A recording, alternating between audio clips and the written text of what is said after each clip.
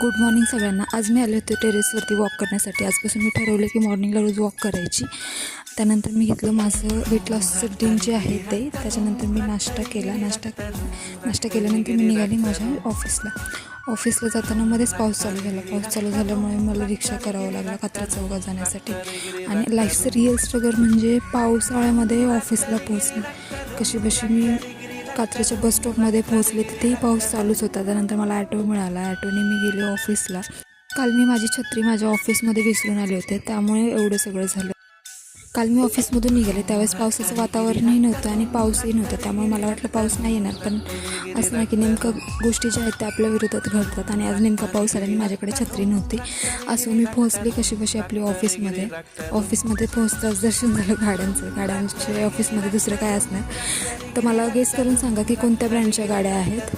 चला मी माझ्या कामाला सुरुवात करते। तुम्ही व्हिडिओ लाईक करा आणि माझ्या चॅनलला सबस्क्राईब करा। थँक्यू।